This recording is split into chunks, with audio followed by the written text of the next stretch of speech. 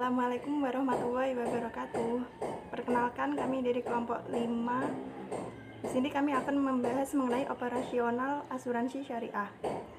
Kelompok kami terdiri dari 3 orang. Yang pertama saya Reza Hanifa, NIM 119, yang kedua Suci Aura Maulida, NIM 121, dan yang ketiga Lia Ambarwati, NIM 126. Di sini kami akan membahas mengenai beberapa rumusan masalah. Yang pertama, bagaimana konsep dasar asuransi syariah. Yang kedua, bagaimana prinsip asuransi syariah. Yang ketiga, apa saja produk-produk asuransi syariah. Dan yang keempat, bagaimana strategi dan kendala pengembangan asuransi syariah. Selanjutnya, yang pertama, konsep dasar asuransi syariah. Menurut DSN MUI, asuransi syariah adalah usaha saling melindungi dan tolong-menolong di antara sejumlah orang atau pihak melalui investasi dalam bentuk aset dan atau tabaruk yang memberikan pola pengembalian untuk menghadapi risiko tertentu melalui akad atau perikatan yang sesuai dengan syariah. Dalam bahasa Inggris sendiri, yaitu insurance, yang dalam bahasa Indonesia telah menjadi bahasa populer dan diadopsi dalam Kamus Besar Bahasa Indonesia dengan padanan kata pertanggungan, dan dalam bahasa Belanda diartikan sebagai asuransi atau pertanggungan. Kemudian dalam perspektif ekonomi Islam sendiri, asuransi itu dikenal dengan istilah takaful yang berasal dari bahasa Arab takafala ya takafulu takaful, yang berarti saling menanggung atau saling menjamin. Asuransi dapat diartikan sebagai perjanjian yang berkaitan dengan pertanggungan atau penjaminan atas resiko kerugian tertentu. Untuk rumusan masalah yang kedua, prinsip utama asuransi syariah. Prinsip utama dalam asuransi syariah adalah ta'awunu ala al-bir wa al-taqwa, yang berarti tolong-menolonglah kamu sekalian dalam kebaikan dan takwa, dan al-ta'min yang berarti rasa aman. Prinsip ini menjadikan para anggota atau peserta asuransi sebagai sebuah keluarga besar yang satu dengan yang lainnya saling menjamin dan menanggung resiko. Hal ini disebabkan transaksi yang dibuat dalam asuransi syariah adalah akad takafuli atau saling menolong, bukan akad tabaduli yang berarti saling menukar, yang selama ini digunakan oleh asuransi konvensional, yaitu pertukaran pembayaran premi dengan uang pertanggungan. Ada 9 prinsip dasar asuransi. Yang pertama, tauhid. Prinsip tauhid adalah dasar utama dari setiap bentuk bangunan yang ada dalam syariat Islam. Setiap bangunan dan aktivitas kehidupan manusia harus didasarkan pada nilai-nilai tauhid. Artinya, bahwa dalam setiap gerak langkah serta bangunan hukum harus mencerminkan nilai-nilai ketuhanan. Yang kedua, ada prinsip keadilan. Prinsip ini dalam asuransi adalah terpenuhinya nilai-nilai keadilan antara pihak yang terkait dengan akad asuransi. Keadilan dalam hal ini dipahami sebagai upaya dalam menempatkan hak dan kewajiban antara nasabah dan perusahaan asuransi. Yang ketiga, ada prinsip tolong-menolong atau ta'awun. Prinsip dasar yang lain dalam melaksanakan kegiatan berasuransi harus didasari dengan semangat tolong-menolong. Seseorang yang masuk asuransi, sejak awal harus memiliki niat dan motivasi untuk membantu dan meringankan beban temannya yang pada suatu ketika mendapatkan musibah atau kerugian. Kemudian yang keempat, ada prinsip kerjasama. Prinsip kerjasama merupakan prinsip universal yang selalu ada dalam literatur ekonomi Islam. Manusia sebagai makhluk yang mendapatkan mandat dari Kholiknya itu untuk mewujudkan perdamaian dan kemakmuran di muka bumi memiliki dua wajah yang tidak dapat dipisahkan satu dengan yang lain, yaitu sebagai makhluk individu dan sebagai makhluk sosial. Yang kelima, ada prinsip amanah. Prinsip amanah dalam organisasi perusahaan dapat terwujud dalam nilai-nilai akuntabilitas atau pertanggungjawaban. Perusahaan melalui penyajian laporan keuangan tiap periode. Laporan keuangan yang dikeluarkan oleh perusahaan asuransi haruslah mencerminkan nilai-nilai kebenaran dan keadilan dalam bermuamalah dan melalui auditor publik. Yang keenam, ada prinsip kerelaan. Dalam bisnis asuransi, Kerelaan dapat diterapkan pada setiap anggota atau nasabah asuransi agar memiliki motivasi dari awal untuk merelakan sejumlah dana atau premi yang disetorkan kepada pihak asuransi yang difungsikan sebagai dana sosial. Dan dana sosial memang betul-betul digunakan untuk tujuan membantu anggota atau nasabah asuransi yang lain jika mengalami bencana kerugian. Yang ketujuh, ada larangan riba.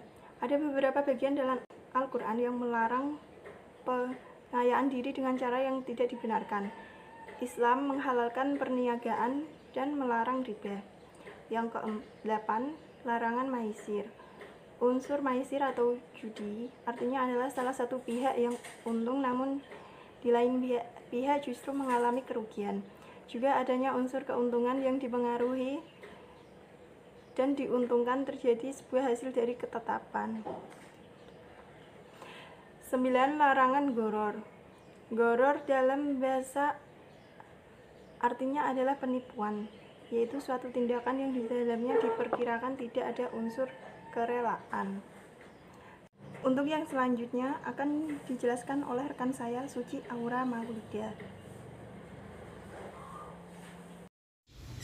Saya Suci Aura Maulida, NIM 121 akan melanjutkan materi yang ketiga, yaitu produk asuransi syariah.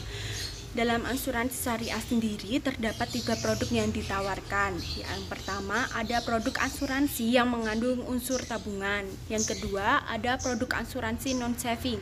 Dan yang ketiga ada produk-produk kumpulan. Produk yang pertama yang mengatur unsur tabungan tersebut terdapat 4 jenis yang ditawarkan. Yang pertama ada dana investasi, yaitu dana yang dibentuk untuk perlindungan perorangan yang menginginkan atau merencanakan pengumpulan dananya sebagai dana untuk investasi. Yang kedua ada dana siswa, yaitu dana yang dibentuk untuk memberi perlindungan kepada perorangan yang bermaksud untuk menyediakan dana pendidikannya hingga mencapai gelar sarjana. Yang ketiga ada dana haji, yaitu dana yang dibentuk untuk memberikan suatu perlindungan kepada perorangan yang menginginkan haji, tapi dananya tersebut dikumpulkan terlebih dahulu atau dia menabung untuk berangkat haji. Yang keempat ada dana hasanah, yaitu dana yang dibentuk untuk memberikan perlindungan kepada orang yang menginginkan dan merencanakan pengumpulan dananya sebagai modal usaha. Yang kedua ada produk asuransi non-saving. Dalam produk asuransi non-saving sendiri terdapat 3 jenis. Yang pertama ada dana kesehatan individu, yaitu program yang direncanakan untuk perorangan yang bermaksud menyediakan dana santunan rawat inap dan operasi apabila peserta tersebut sakit dan mengalami kecelakaan pada masa perjanjian atau pada masa kontrak. Yang kedua ada kecelakaan diri individu. Program ini diperuntukkan bagi perorangan yang bermaksud menyediakan santunan untuk ahli waris bila serta tersebut mengalami musibah kematian pada saat waktu perjanjian atau waktu kontrak. Dan yang terakhir ada al-khirat individu, yaitu program yang diperuntukkan bagi perorangan yang bermaksud menyediakan santunan untuk ahli waris yang mengalami musibah kematian dalam masa perjanjian tetapi bukan kecelakaan. Yang ketiga ada produk-produk kumpulan. Produk-produk kumpulan sendiri terdapat 9 produk. Yang pertama ada produk takaful kecelakaan diri kumpulan, yaitu bentuk kumpulan yang ditunjukkan untuk perusahaan, organisasi atau perkumpulan yang bermaksud menyediakan santunan kepada karyawan atau anggota apabila mengalami musibah kecelakaan pada masa perjanjian. Yang kedua ada takaful kecelakaan siswa, yaitu bentuk kumpulan yang ditujukan kepada sekolah atau perguruan tinggi atau pendidikan non formal yang menyediakan santunan kepada siswa atau mahasiswa apabila pesertanya tersebut mengalami kecelakaan yang mengakibatkan cacat tetap total atau sebagian meninggal. Yang ketiga ada takaful wisata dan perjalanan. Program yang diperuntukkan bagi biro perjalanan wisata atau travel yang berkeinginan memberikan perlindungan kepada pesertanya apabila mengalami musibah karena kecelakaan. Yang keempat, ada takaful pembiayaan, yaitu bentuk perlindungan bagi perkumpulan yang bersangkutan ditakdirkan meninggal dalam masa perjanjian. Yang kelima, ada takaful majlis taklim, yaitu bentuk perlindungan bagi majlis taklim yang bermaksud menyediakan santunan untuk ahli waris jamaah apabila peserta yang bersangkutan ditakdirkan meninggal dalam masa perjanjian. Yang keenam, ada takaful al-hirat, bentuk perlindungan perkumpulan yang diperuntukkan bagi perusahaan pemerintah atau swasta, organisasi yang berbadan hukum atau usaha yang bermaksud menyediakan santunan meninggal untuk ahli warisnya apabila peserta atau karyawan tersebut mengalami musibah meninggal dunia. Yang ketujuh, ada takaful Medicare, yaitu program asuransi kesehatan yang memberikan jaminan penggantian biaya pengobatan dan operasi pada peserta yang disebabkan oleh penyakit kecelakaan dan mengikuti program full Medicare, dan diharapkan menjadikan rasa aman dan terlindung dari hal-hal yang tidak terduga. Yang ke-8, ada takaful al-khairat dan tabungan haji. Program ini dimaksudkan bagi karyawan yang bermaksud akan menunaikan ibadah haji dengan pendanaan melalui iuran bersama dan berangkatnya secara bergilir atau bergantian. Dan yang terakhir, ada takaful perjalanan haji dan umroh. Program ini diperuntukkan bagi jamaah haji dan umroh yang bermaksud menyediakan santunan untuk ahli waris jamaah bila peserta meninggal sewaktu menjalankan ibadah haji dan umroh. Untuk ibadah haji sendiri dimulai sejak pemberangkatan dari bandara sampai dengan kembali ke tanah air setelah kembali dari Mekah. Sedangkan untuk perjalanan umroh dimulai dari tempat pemberangkatan jamaah umroh sampai kembali ke tanah air. Dari 9 macam dana perkumpulan tersebut, produk yang didesain dalam jumlah peserta yang relatif banyak dan dalam struktur produknya yang ada, yang mengandung unsur tabungan atau saving, dan ada yang tidak mengandung unsur tabungan. Produk-produk yang tidak mengandung unsur tabungan tersebut di akhir masa kontrak tidak ada bagi hasil atau pengambilan nilai tunai karena semuanya bersifat tabaruk. Sekian dari saya, akan dilanjutkan oleh Mbak Lia Ambarwati. Terima kasih. Assalamualaikum warahmatullahi wabarakatuh. Selanjutnya saya akan menjelaskan mengenai strategi pengembangan asuransi syariah. Adapun strategi yang diperlukan untuk mengembangkan asuransi syariah diantaranya sebagai berikut. 1. Perlu strategi pemasarannya lebih efektif, terfokus kepada upaya memenuhi pemahaman masyarakat tentang asuransi syariah. 2. Sebagai lembaga keuangan yang menggunakan sistem syariah, tentunya aspek syiar Islam merupakan bagian dari operasi asuransi tersebut.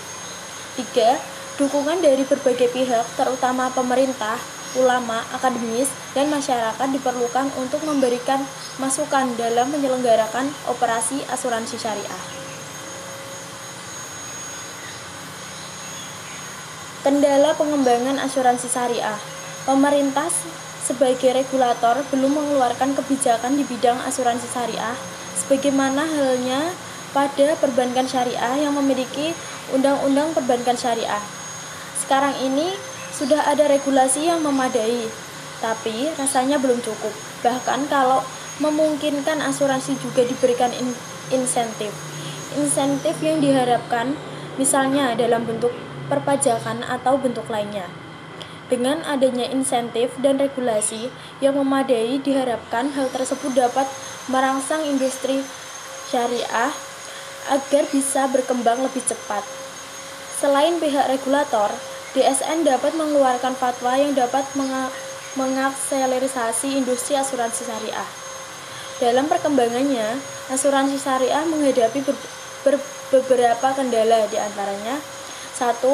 Rendahnya tingkat perhatian masyarakat terhadap keberadaan asuransi syariah. 2. Asuransi bukanlah bank yang banyak berpeluang untuk bisa menghubungi dengan masyarakat dalam hal pendanaan atau pembiayaan. 3.